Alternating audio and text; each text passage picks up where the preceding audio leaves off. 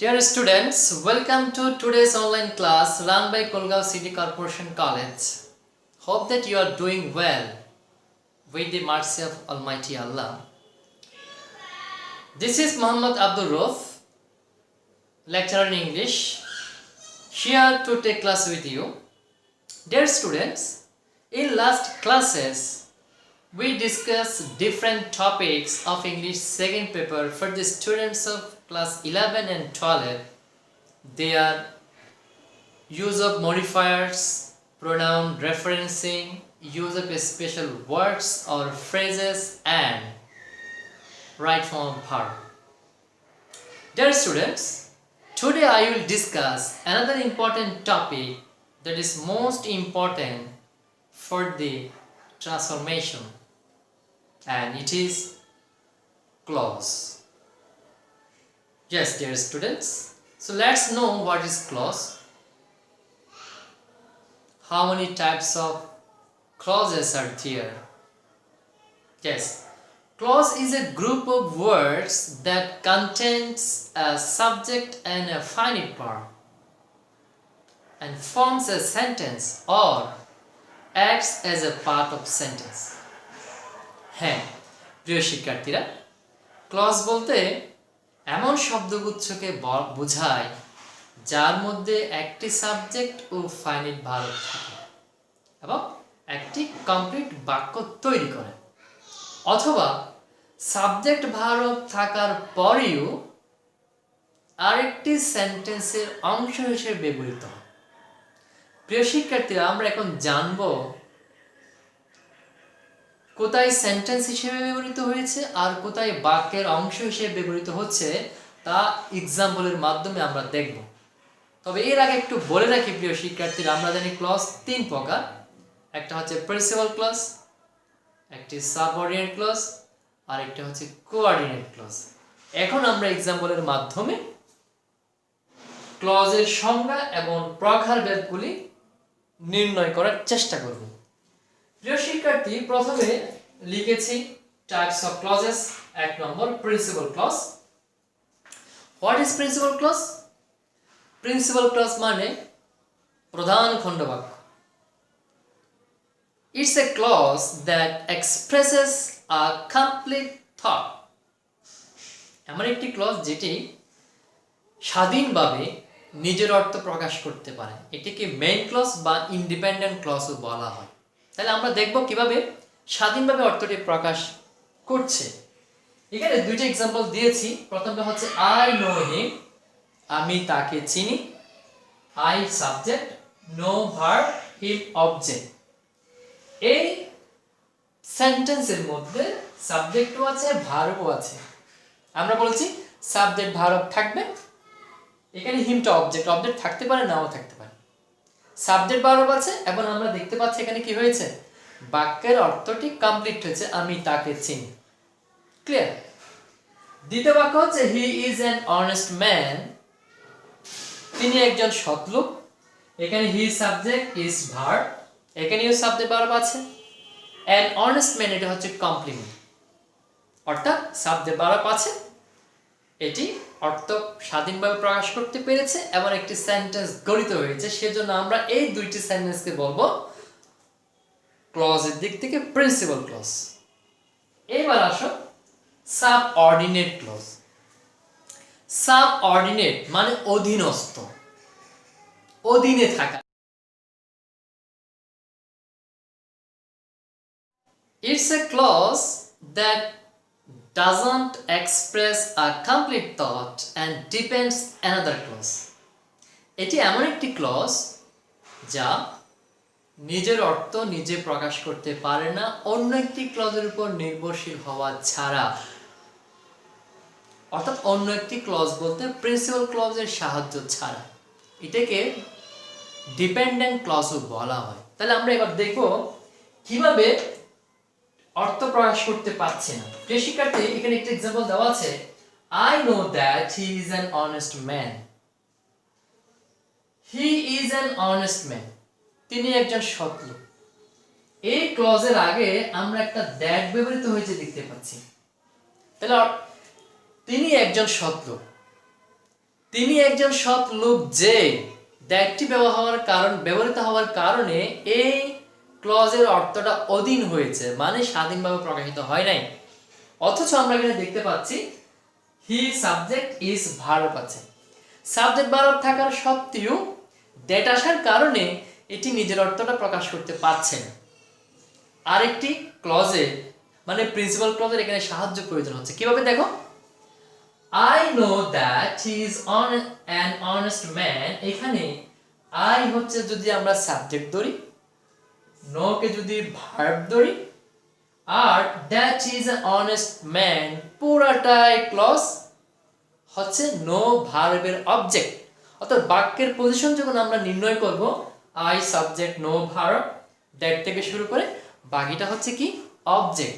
তাহলে আমরা দেখতে পাচ্ছি এখানে এই ক্লজটি সাবজেক্ট ভার্ব থাকা সত্ত্বেও এখানে বাক্যের অংশ হিসেবে ব্যবহৃত হয়েছে, মানে অবজেক্টের জায়গায় বসেছে।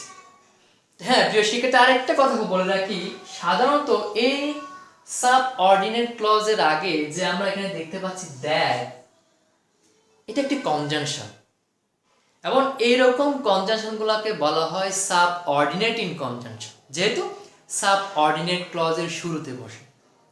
আর এইরকম সাবঅর্ডিনেট কনজাংশন আছে বেশ কিছু, আমরা এখানে নোটে দিয়ে লিখেছি।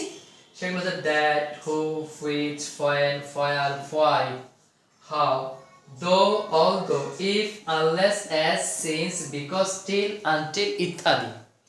এইরকম সাবঅর্ডিনেটিং কনজাংশন যে ক্লজের শুরুতে থাকবে আমরা সেটিকে বলবো সাবঅর্ডিনেট ক্লজ। এবার আসুন তৃতীয় নম্বর হচ্ছে কোঅর্ডিনেট ক্লজ। কোঅর্ডিনেট, কো মানে মিল, similar. It's a clause that contains coordinate clauses. Coordinate clause মানে যে ক্লজগুলোর মধ্যে পারস্পরিক মিল। মিলটা কোথায় আমরা একটু দেখব। এখানে আমরা एग्जांपल দিয়েছি, দেখো প্রিয় শিক্ষার্থী, এই সেন্টেন্সগুলোকে লেখা হয়েছে একটু ভিন্ন আঙ্গিকে। I know him, আমি তাকে চিনি। যুক্ত করার জন্য আমরা মাঝখানে একটা and শব্দ ব্যবহার করেছি, যেটা কনজাংশন। এরপর আছে he is an honest man। তাহলে দুইটা বাক্য। প্রথম বাক্য I know him, আমরা জেনেছি এটা হচ্ছে principal clause. he is an honest man, এটাও একটা প্রিন্সিপাল ক্লজ। তাহলে দুইটা প্রিন্সিপাল ক্লজকে যুক্ত করা হয়েছে and কনজাংশন দিয়ে। যখন প্রিন্সিপাল ক্লজ and দ্বারা মানে and এর মতো, এটাকে আমরা বলছি কোঅর্ডিনেটিং কনজাংশন। এখানে একটা নোট দিয়ে লেখা আছে and, or, but, so, yet, therefore। এরকম কনজাংশনগুলোকে বলা হচ্ছে কোঅর্ডিনেটিং কনজাংশন। যখন কম্পাউন্ড সেন্টেন্সে দুটি প্রিন্সিপাল ক্লজ কোঅর্ডিনেটিং কনজাংশন দ্বারা যুক্ত হয়ে ব্যবহৃত হয়, সে প্রিন্সিপাল ক্লজগুলো নাম ধারণ করে কোঅর্ডিনেট ক্লজ। আমরা আগে বলেছি কোঅর্ডিনেট মানে মিল, তাহলে মিলটা কোথায়? দেখো প্রিয় শিক্ষার্থী, এখানে দুইটা ক্লজের মধ্যে আগেটা প্রিন্সিপাল ক্লজ, পরেরটাও প্রিন্সিপাল ক্লজ। আগের প্রিন্সিপাল, পরের প্রিন্সিপাল, এন্ড দিয়ে যুক্ত হয়েছে। সেজন্য দুইটার মধ্যে মিল আছে বলে এই প্রিন্সিপাল ক্লজগুলো যখন কম্পাউন্ড সেন্টেন্সে প্রয়োগ হয়, এগুলোর নামকরণ করা হয় কোঅর্ডিনেট ক্লজ। তাহলে কোঅর্ডিনেট ক্লজ মানে মূলত প্রিন্সিপাল ক্লজ। প্রিয় শিক্ষার্থী, তাহলে আমরা তিনটা ক্লজ চিহ্নিত করতে পেরেছি। এখন জানবো এই ক্লজগুলো কেন দরকার, এটার প্রয়োজনীয়তাটা কি। হ্যাঁ প্রিয় শিক্ষার্থী, তাহলে ক্লজগুলো কেন দরকার? ক্লজগুলো দরকার সেন্টেন্স অ্যাকর্ডিং টু স্ট্রাকচার। গঠনের দিক থেকে সেন্টেন্স যে তিন প্রকার, সেই সেন্টেন্সগুলো গঠন করার জন্যই ক্লজ দরকার। গঠনের দিক থেকে সেন্টেন্স তিন প্রকার, সেটা হচ্ছে সিম্পল, কমপ্লেক্স, কম্পাউন্ড। এখন আমরা দেখব কোন ক্লজ দিয়ে কোন সেন্টেন্স গঠিত হয়। প্রিয় শিক্ষার্থীরা দেখো, প্রথমে আছে সিম্পল সেন্টেন্স। সিম্পল সেন্টেন্স হচ্ছে একটি মাত্র প্রিন্সিপাল ক্লজ। একটি মাত্র প্রিন্সিপাল ক্লজ দিয়ে সিম্পল সেন্টেন্স গঠিত হবে। প্রিন্সিপাল ক্লজ আমরা কিভাবে বুঝবো? অর্থ প্রকাশিত হবে, এখানে সাবজেক্ট ভার্ব অবজেক্ট থাকবে। আমরা লিখা আছে সাবজেক্ট ভার্ব অবজেক্ট থাকতে পারে, নাও থাকতে পারে। যেমন আগের এক্সাম্পলগুলো আমি আবার লিখেছি বোঝার সুবিধার্থে। আই নো হিম, আমি তাকে চিনি, অর্থ প্রকাশিত হয়েছে, এখানে সাবজেক্ট ভার্ব আছে, সেজন্য আমরা এটাকে বলছি প্রিন্সিপাল ক্লজ। আর সেন্টেন্স যদি বলে আমরা বলবো simple sentence. He is an honest man, একইভাবে এটি হচ্ছে একটি প্রিন্সিপাল ক্লজ। যদি বলা হয় কোন ক্লজ আমরা বলবো প্রিন্সিপাল ক্লজ, যদি বলা হয় কোন সেন্টেন্স আমরা বলবো সেটা সিম্পল সেন্টেন্স। এবার আসো দ্বিতীয় কমপ্লেক্স সেন্টেন্স। আমরা এখানে স্ট্রাকচার দেখতে পাচ্ছি, একটা প্রিন্সিপাল ক্লজ আর একটা সাবঅর্ডিনেট ক্লজ। একটা প্রিন্সিপাল একটা সাবঅর্ডিনেট ক্লজ মিলে কমপ্লেক্স সেন্টেন্স গঠিত হয়। তবে দুইটা ক্লজকে যুক্ত করার জন্য একটি কনজাংশন ব্যবহৃত হয়, সেটা হচ্ছে সাবঅর্ডিনেটিং কনজাংশন। আমরা সাবঅর্ডিনেট কনজাংশনগুলো কি কি একটু আগে লিখেছিলাম, পড়েছিলাম, জেনেছিলাম। এবার আসো এক্সাম্পল দেখি। I know that he is an honest man, আমি জানি যে তিনি একজন সৎ লোক। এখানে আমরা দেখতে পাচ্ছি সাবঅর্ডিনেটিং কনজাংশন, এখানে দ্যাট ব্যবহৃত হয়েছে। দ্যাট থেকে শুরু করে পর শেষ পর্যন্ত that he is an honest man. তাহলে এই ক্লজটাকে আমরা কি বলবো? বলবো সাবঅর্ডিনেট ক্লজ বলবো। কেন? যেহেতু এটির আগে সাবঅর্ডিনেটিং কনজাংশন ব্যবহৃত হয়েছে, আর এর আগের অংশটিকে আমরা কি বলবো? প্রিন্সিপাল ক্লজ বলবো। তাহলে প্রিয় শিক্ষার্থী, আমরা দ্যাট ইজ অনেস্ট ম্যান এটিকে যদি বলা হয় কোন ক্লজ আমরা বলবো সাবঅর্ডিনেট ক্লজ।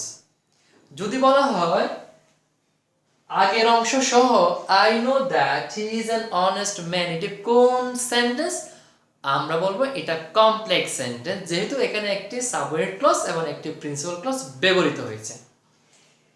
আরেকটা এক্সাম্পল দেওয়া আছে, দো he is poor he is honest, যদিও সে গরিব তারপরেও সে সৎ। প্রিয় শিক্ষার্থী, এখানে দুইটা ক্লজ ব্যবহৃত হয়েছে, একটা হচ্ছে হি ইজ পুয়ার আর একটা হচ্ছে হি ইজ অনেস্ট। এবং আমরা এখানে দেখতে পাচ্ছি শুরুতে দো, এটা হচ্ছে সাবঅর্ডিনেটিং কনজাংশন। যেহেতু subordinating conjunction he is poor এর আগে ব্যবহৃত হয়েছে, আর এই অংশটাকে বলবো সাবঅর্ডিনেট ক্লজ আর পরের অংশটাকে বলবো প্রিন্সিপাল ক্লজ। প্রিয় শিক্ষার্থীরা, আমরা কি দেখতে পেয়েছি দুইটা সেন্টেন্স থেকে? আমরা দেখতে পেয়েছি প্রথম সেন্টেন্সে সাবঅর্ডিনেট ক্লজ বাক্যের শেষে বসেছে, আর দ্বিতীয় সেন্টেন্সে সাবঅর্ডিনেট ক্লজ বাক্যের শুরুতে বসেছে। অর্থাৎ শুরুতে, শেষে, এমনকি মাঝখানেও বসতে পারে। যার আগে সাবঅর্ডিনেটিং কনজাংশন আছে সেটি হচ্ছে সাবঅর্ডিনেট ক্লজ। এইবার দেখো কম্পাউন্ড সেন্টেন্স। কম্পাউন্ড সেন্টেন্স গঠন হবে দুইটি ক্লজ দিয়ে। একটি প্রথমটি হচ্ছে প্রিন্সিপাল, দ্বিতীয়টিও প্রিন্সিপাল, মাঝখানে একটা কনজাংশন থাকবে, সেটা হচ্ছে কোঅর্ডিনেটিং কনজাংশন। অর্থাৎ দুইটা প্রিন্সিপাল ক্লজ মিলে একটি কম্পাউন্ড সেন্টেন্স গঠিত হবে। এবার একটু এক্সাম্পল দেখো, আগের সেন্টেন্সগুলো লিখানো হয়েছে, যেমন আই নো হিম, আমি তাকে চিনি, এটা একটা প্রিন্সিপাল ক্লজ। এন্ড এখানে একটা কনজাংশন যুক্ত হয়েছে, and he is an honest man, এটিও একটা প্রিন্সিপাল ক্লজ। তাহলে দুইটি প্রিন্সিপাল ক্লজকে যুক্ত করা হয়েছে এন্ড দিয়ে। আমরা এন্ড কে বলেছি কোন কনজাংশন? Coordinating conjunction. কেন? আগে বলেছি কো মানে মিল, সাদৃশ্য।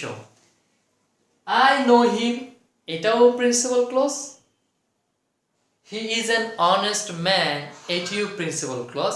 যেহেতু কোঅর্ডিনেটিং প্রিন্সিপাল আগে প্রিন্সিপাল পরে প্রিন্সিপাল, সেই দিক থেকে মিল আছে, মিল থাকার কারণে যখন কোঅর্ডিনেটিং কনজাংশন দ্বারা এরকম ক্লজগুলোকে যুক্ত করে তখন এগুলোকে আমরা বলবো প্রিন্সিপাল ক্লজ বা কোঅর্ডিনেট ক্লজ। আর যখন সেন্টেন্স বলা হবে আমরা কোন সেন্টেন্স বলবো?